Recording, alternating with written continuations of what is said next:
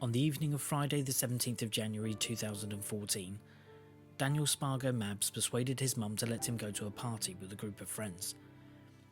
As Dan was usually responsible, his mum Fiona agreed that he could go. Dan and his friends went to an illegal rave in Hillingdon instead of the party. It was the first time he'd been to a rave. At the rave, Dan took MDMA along with 4 of the others.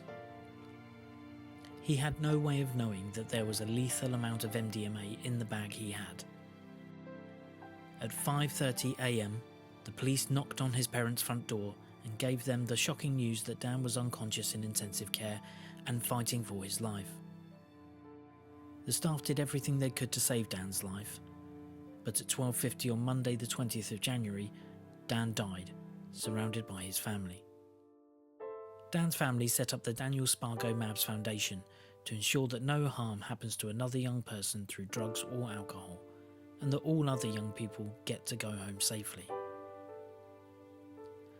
One of the projects commissioned by the foundation was that of a new play written by renowned playwright Mark Wheeler, which tells Dan's story using the words of his family and friends. This short film documents the journey of the play, from the page to the stage and beyond.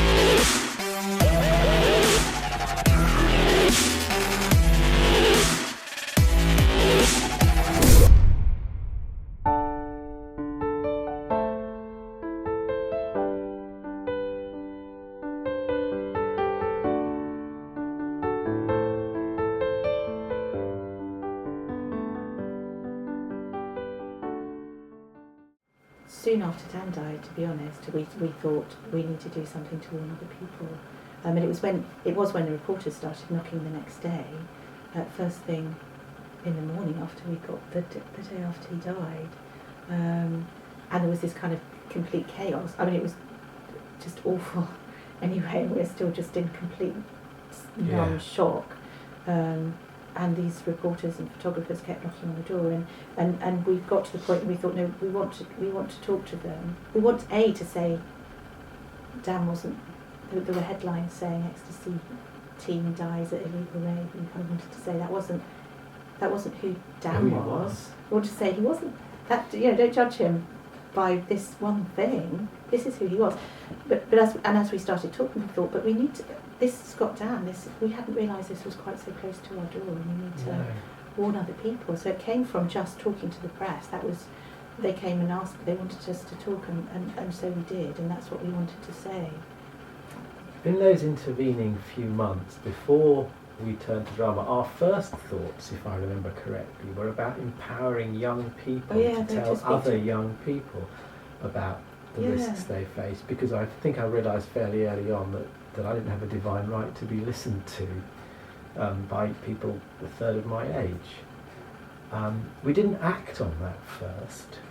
In the way it sort of all got snowballed, the play came along and the lesson plans and the schoolwork developed. But one of the very first thoughts was what turned out to become the youth ambassadors. But actually, I hadn't thought till you just said that. What's amazing about the play is that it is young people talking to young people, which wasn't the part of the plan. But I mean, it's old people like us too. But it is it's young people's voices for lots of the play, isn't it? So we kind of got there by two routes. The second one without consciously trying. Yeah, the play was never part of the plan, but it's ended up being an incredible core part of what we're doing. The play idea didn't come up for a couple of months, which is still ridiculously early, but that was from a playwright who contacted us, this Spanish playwright in Barcelona who'd already started writing a play about Dan. It was the most bizarre thing. Yeah. And again, I mean, all these odd, such a surreal life that we'd been thrown into, that somebody in Barcelona had read about Dan and wanted to write a play about him. And he was over in London and we met him for coffee and he talked about it, and it was, he'd already made decisions about how our family worked and what Dan was like, and then he wanted to get information from the police and the consultant and his friends, and it just all started to feel a bit scary. So I had a chat to Izzy Forrester, Dan's drama teacher, just because we were meeting for a cup of tea anyway. I don't know what to do. There's this playwright who wants to write this play about Dan, and he's wanting all this information, and it's not right, and he's doing it anyway. And then she said, well, had you thought about drama as a way of communicating with young people? And I have to confess that we hadn't. No. Much as Dan loved drama, we're not really drama kind of theatre sort of people at all. And she suggested Mark Wheeler because she loves Mark Wheeler and she's taught his plays for years and years and knows that he writes so powerfully for young people. Would we mind if she contacted him on his website? And so we said, no, that's fine, go ahead. I first became involved in I Love You Mum as a result of an email I had completely out of the blue from who I later discovered was Dan's drama teacher, Izzy Forrester. She'd had a conversation with Fiona where Fiona was looking for someone to create a play based on the sequence of events that led to Dan's passing. And she asked Izzy whether she knew anyone, and Izzy, with Dan's class, had actually been looking at another play of mine, Legal Weapon, and she suggested my name, and so I had an email, as I say, completely out of the blue. And I spoke to Mark a lot on the phone initially, and obviously Izzy trusted him and I trust Izzy, and I was, well, at the point at which we were making a decision about do we go ahead with this, and which was really early on. A very dear friend of mine had taken me away with her to a hotel for the weekend. I'd forgotten that she used to be an English and drama teacher because she'd been doing youth work for ages, and she'd been covering it. She'd been working up in Hull, been covering a GCSE drama class for the previous couple of years. And when I said Mark Wheeler, she went, "Oh my goodness, Mark Wheeler is just so amazing!" And she'd just been teaching Too Much Punch for Judy for the previous couple of years, and just watching the penny drop with each of these really disaffected students in a very, very deprived part of what is a very deprived part of the country anyway, who ended up failing every single GCSE except drama. And that kind of swung it for me. But nevertheless, I had ever such a lot of jitters, certainly for quite a long time. It kind of felt like handing Dan over for public consumption. And even so latterly. It was very important that the Alice bit of the story was played right, that the balance was right. I didn't want it to be overplayed, but I also didn't want it to be underplayed, and that's really tricky. But it felt then, and it has since, felt a lot like we're kind of saying, look, here you are, here's our son, do what you like with him. And what I've tried to do is think this is part of something that we're doing, is part of a bigger thing, to try and use Dan's story to help other young people to be aware of the risks that they might also be taking. And that's really important, and as part of that, to try and separate Dan in the play from my Dan. So, and hopefully the way the play's been written will be such that it's difficult to play him differently, hopefully. I by contrast, didn't have any jitters like that at all. There is a saying, ignorance is bliss, and I am very ignorant about the dramatic world. I think my primary emotion was one of joy that the story wasn't being lost or forgotten, that little community of friends in Archbishop Tennyson's school that was around Dan in the years leading up to his death would in some way go on being celebrated. And I think I always knew from quite early on that there was the sort of latitude with Mark, that if I didn't like something I could tell him. Yeah, and I found myself playing catch up all the time. Watching the rehearsals, I'd just be full of adulation, and they'd be saying, "Oh, that bit didn't work well, but perhaps you could do it like this." And I'd think afterwards, "Oh yeah, probably right." But no, I was playing catch up. I was following, and ignorance was bliss. I didn't have any of those jitters at all. I mean, I have to say, getting to know Mark, which we did fairly quickly, because he's such a nice person, I did trust him, and I trusted his judgment, and if I hadn't done, there's no way I would have done this. And he's been so open and flexible and taken on board everything, and wanted to know what we think about everything at every stage, and it's been a very fluid process.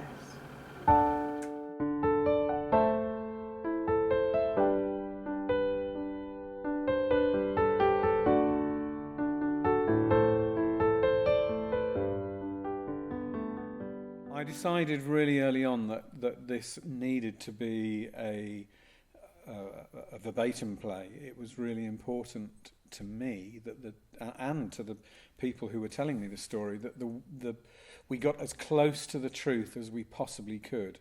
And I felt that the best way to do that was to use the words of the people who were involved in the situation. I went to do interviews, and it soon became clear. Originally I was commissioned to do a 50-minute play, and it became very clear to me that it was too much story for 50 minutes unless it was going to be reduced to something I didn't really at that point want it to be. So I decided that there were two distinct stories quite early on, and those two stories separated not only in my mind but in the way the interviews were conducted. The availability of the young friends of Dan happened to be on one particular day, and the availability of the family was on another day. So we did the interviews separately, and Dan's girlfriend happened to be interviewed on the same day as the mum and dad. And I felt that her story, Jenna's story, fitted with the family far more than the young people, friends, because she wasn't at the rave, and she kind of fitted into his home life more than his, I'll use the word social life. I know she was part of his social life, but she was part of his home life, essentially, and was also part of being at the hospital, which the family were as well. So the decision to split it into two plays, the Friends play and the family play, came quite early on. And so I worked towards doing two plays.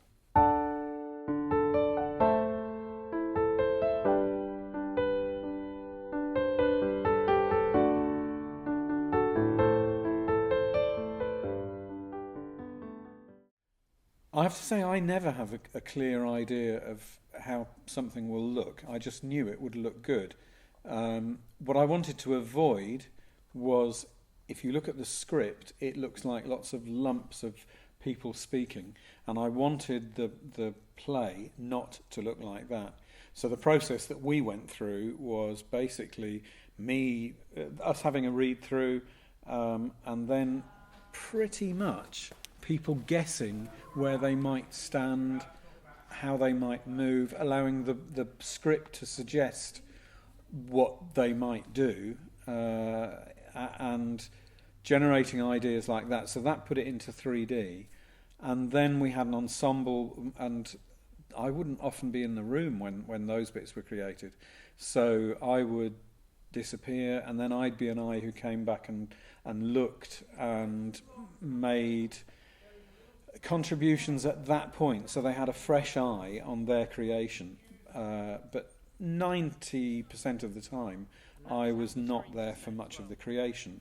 And my role would be one of selecting from the bits that were created and trying to improve on really strong starting points. And the group, who worked together for 18 months, an exceptional commitment, became very good at at working together and using this kind of script. And it's fair to say that before we even started rehearsing for the production, they were using the oral testimony, so the words that the people had spoken in its raw form, and they did some really interesting adaptations of that. So we went back to that and used those ideas as well.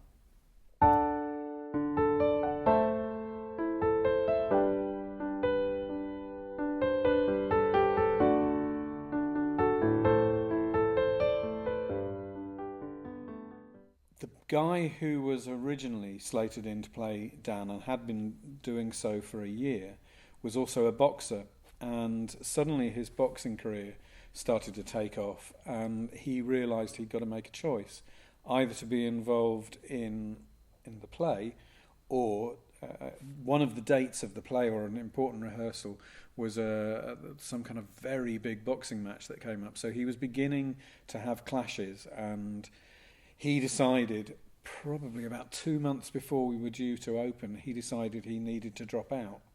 And I can remember that night, Danny saying to me, "Don't worry, Mark, out of this something really good will come." And I knew exactly what he was saying, because this had happened before. It had happened in Too Much Punch for Judy, it had happened in Hard to Swallow, and out of both of those really good things came. And out of this arose an idea, because we didn't want to introduce someone new to a cast and give this person the kind of plum part.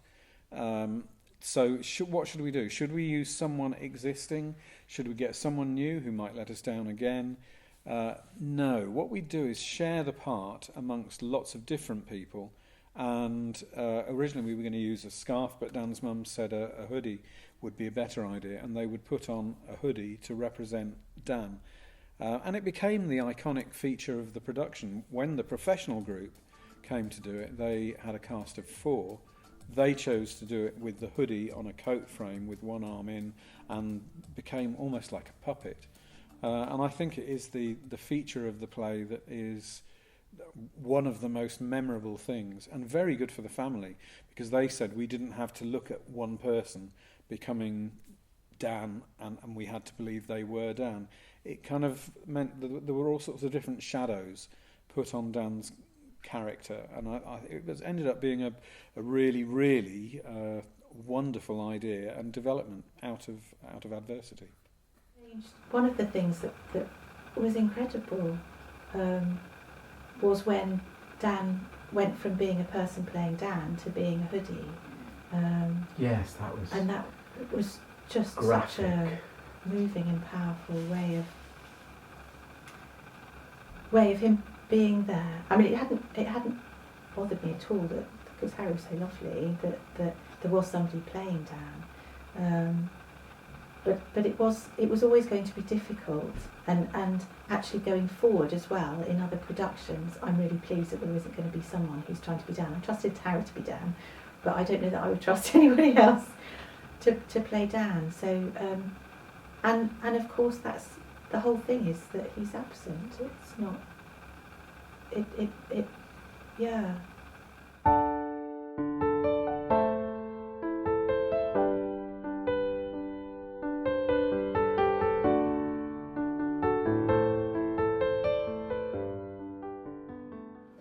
The first time we met the cast and the crew will remain in my memory forever as one of the most intense evenings of my life.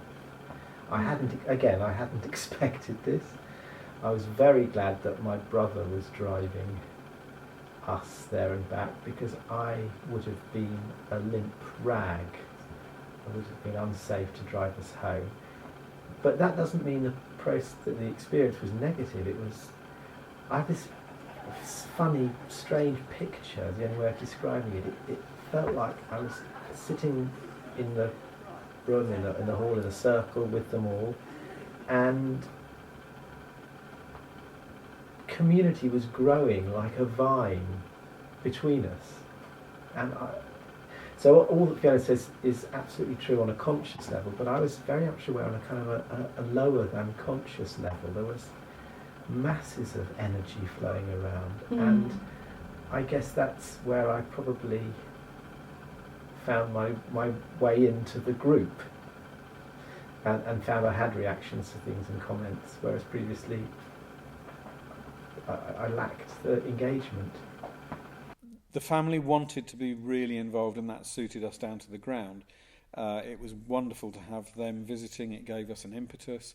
What more can you have than the real people coming next Sunday to watch as a motive for our young cast to do outstanding work? And I've always, in all the Verbatim work that I've done, found that to be an incredible motivator, and it certainly was in this play.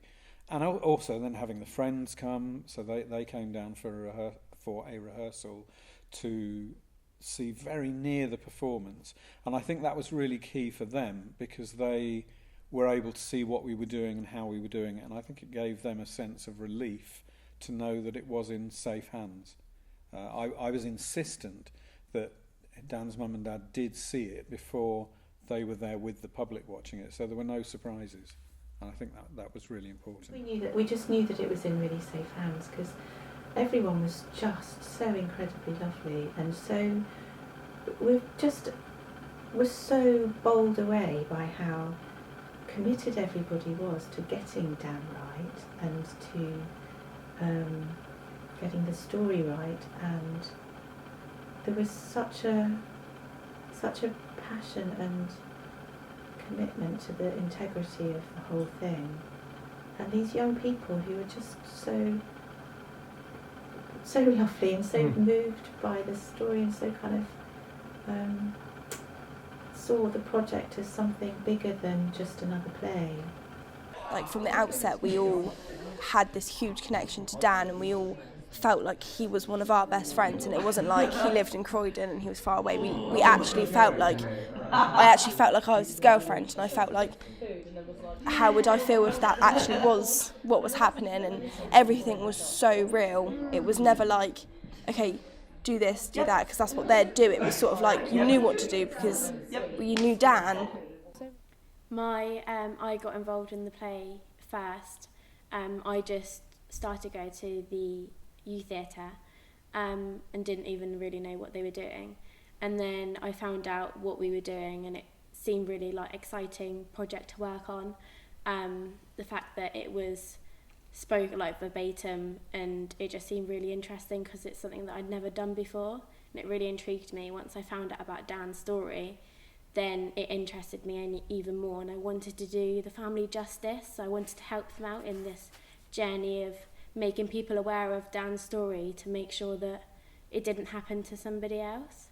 When I found out like my character of Connie, it was just words on a page, just characters, the same as characters I had played before that are just kind of make-believe. I knew in my head that they weren't make-believe, they were real, but I didn't see that until we actually met them, and then I could say, hi, I'm Alicia, I'm playing Connie, and they'd say, yeah, I'm Connie, hi.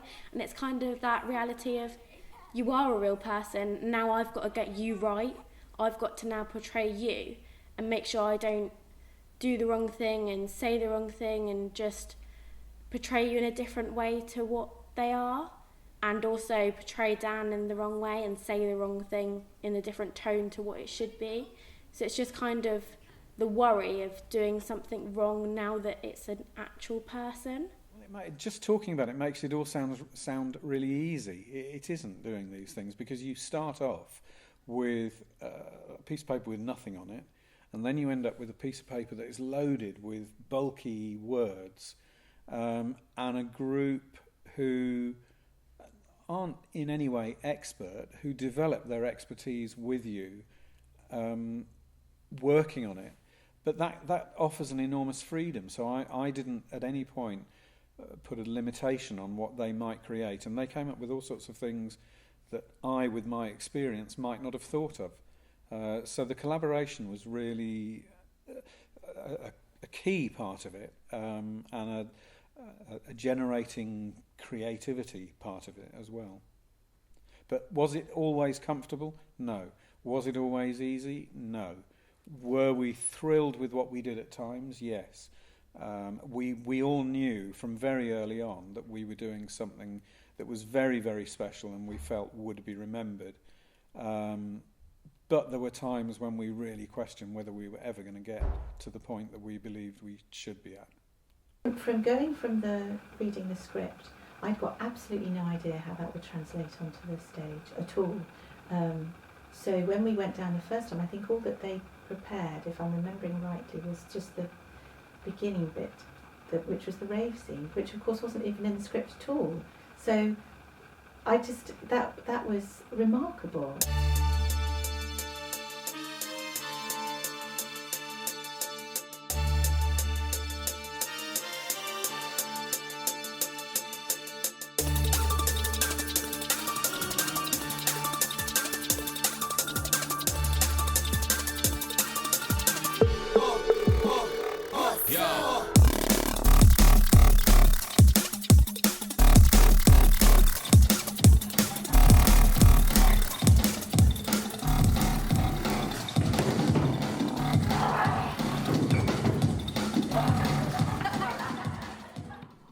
In creating the rave, it was quite difficult at first because we didn't really know what to do, and it was going for a series of different ideas in which that would work. We also had Tim Ford come up once we had got a bit of a basis of what we were doing, and he gave us the idea of using actual water bottles. So he did a couple of exercises with us to try and walk around with a load of open water bottles full up with water to try and experiment what would work and what wouldn't. And we used elements of the water bottles in it to show like the drugs and how like nasty the drugs were to Dan. But the process of it, making it right, was a long process. I think it's the part that took the longest, but the part that mattered the most. I remember they wanted it to be really well choreographed, but they wanted it to be like, it looked like we didn't know what we were doing, so it looked like we were in that environment. So we had a very significant part is when we get hold of the boy who was playing Dan at the time, Ollie, and we were flinging him about back and forth, and an original idea was we were going to flip him, which not sure if we did use, but we're going to do a couple flips, catch him, and then throw him out. And I remember that went quite wrong one day, and we were like, well, we've got to change that and make it look different. So it was a really long process, and we spent 3, 4, maybe 5 onwards rehearsals working on just that bit. And I think that if you ask anyone who watched the play, they'd say that was a significant moment in the play.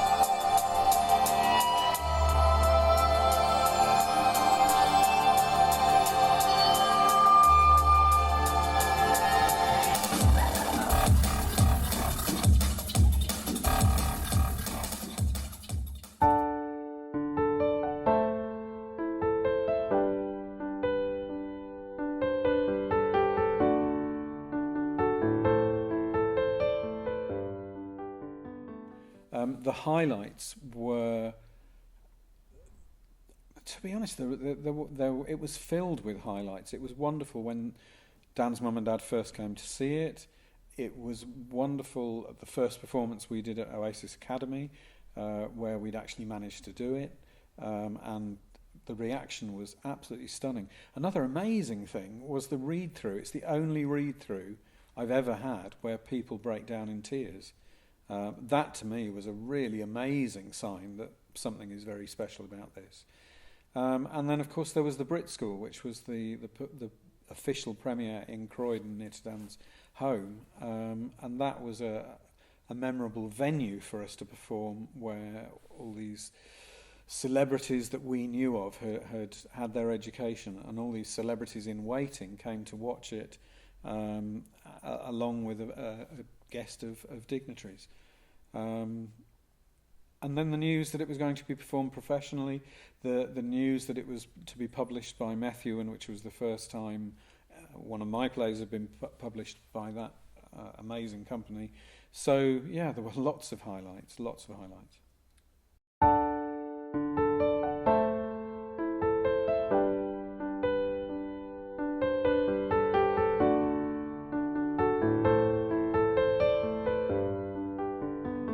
Lives that Dan has touched, and he's not even met anybody. He's not met any of us, and he's just such a massive part of our lives now. And our family and our friends have got to know Dan through us, so they've passed us his story, and we've passed it on. And he's just touched so many people, and he unfortunately wasn't here to actually do that himself.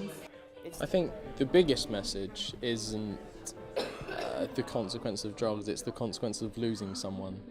And no matter how you lose them, it does affect people, whether that's through natural causes or something like these actions through drugs, or it's anything, isn't it? And I think it's that showing how each single life is precious, and how you need to do these preventions and look at the consequences of what your actions might do to other people. Yeah, to get it away from it. Because I think this whole play isn't about what Dan did and how the outcome was. I think it's the effect it has on everyone else. Like I said, it's verbatim style, so it's based on real words, so you can't ask what Dan did and his own account of it. It's what other people, so it is basically the effect it's had on everyone else rather than a story, if that makes sense. It became one big joke. There was this whole quality of intonation thing. I'd give him a big sort of dramatic hug and I'd say, "I love you, Dan." And he'd go, "I love you, Mum. I promise I won't die." I remember one of the first things I said when I got to the hospital was, "You promised, Dan. You promised." Well, I just really hope that that it makes a difference to the way that young people see the decisions that they make about drugs. And the consequences that there might be, and that they're able to, through drama, they're able to identify with Dan and with his friends and with his parents and with all the people that were affected by this one decision. I think you can do that through drama in a way that it's harder to do through other medium, maybe. But that's what we really hope, and what we ultimately hope is that anybody that hears about this will think twice and three times and just not make the same mistake. It's learning from Dan's mistake, really. If in the medium term we can equip parents and young people with information and help them to stay safe, that's great. And in the very long term, maybe this will be a part of the toolkit that changes government policy, that puts serious resources into equipping young people to live in the world that will confront them across the board. If we can play our part in that, and if the play can promote that, I guess we'll have done all that we're aware of that we can at the moment.